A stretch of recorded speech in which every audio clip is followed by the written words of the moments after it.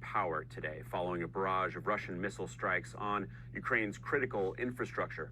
And we have new satellite images from NASA that show the extent of the damage, with Ukraine almost completely in the dark compared to the light that you can see from neighboring countries.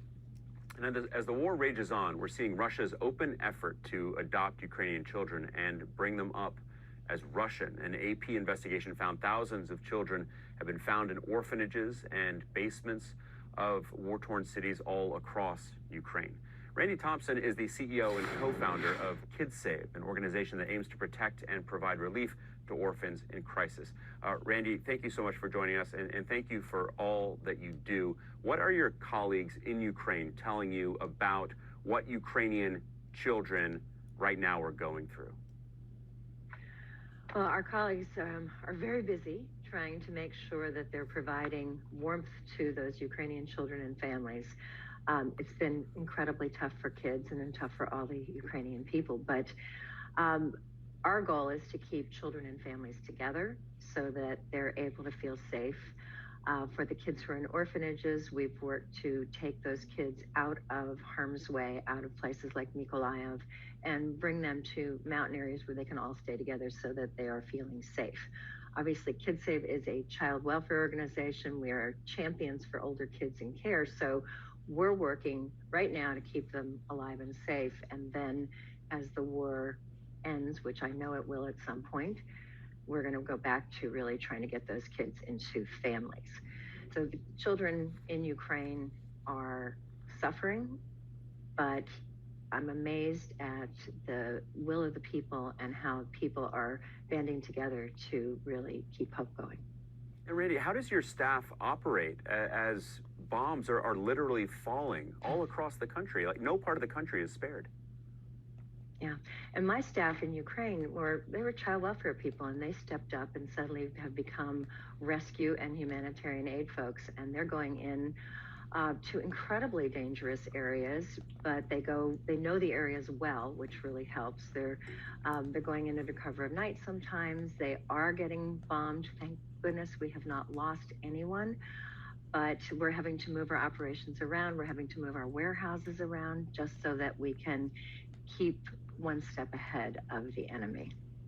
It's incredibly brave. This war now in its 10th month, how has the situation changed for Kidsave since Russia launched its invasion back in February?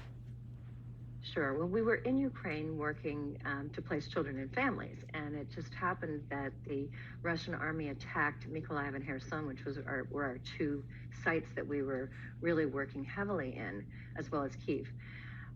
And initially, we were just trying to get our kids that we'd placed in families out, but then we realized there was this huge gap and started taking families and children out as quickly as we could.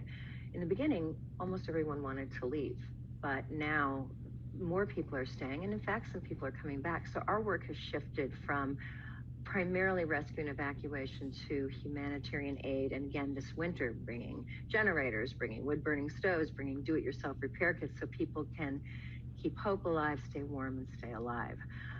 Big change, of course, is that it's no longer every day that we hear about Ukraine, and so public support for the war is waning some. So that's obviously a challenge for our people, but they're continuing to work. Just so many adverse conditions that people all across the country are facing. Randi, if people want to, if parents, prospective parents were interested in adopting a Ukrainian child, what would you advise them to do? Well, I would say you're going to need to wait, because today Ukraine is under martial law. There is no adoption of Ukrainian children during this war. So the key is to support the Ukrainian people. Let's get through this war, and hopefully Ukrainian children will be able to stay in the country, but if not, we'll be there to help kids get families wherever they need to find them. And it is National Adoption Month here in the United States, November, of course. How can viewers who are watching this and listening to you help your efforts? Children, older children everywhere need families. That's what we're about. And for older kids, sometimes the prospect of finding a family is really daunting. In fact, almost always. There's more than 117,000 kids in the United States right now that are waiting for families, and about 45% of them are over the age of 10. So I would say if someone's thinking about the prospect of adoption, think about an older child. Think about that empty seat at your Thanksgiving table and maybe filling it with a child who really doesn't have anyone. Because a child who exits foster care or an orphanage alone has such a tough chance of making it. But one caring adult in their life can help. So contact your local child welfare authorities. You can contact Kidsave. We can help you to find opportunities to host, mentor, or adopt an older child. Well, Randi Thompson, thank you again for your time, and thank you for everything you do. Appreciate it. Thanks so much for having me, and happy Thanksgiving. And to you.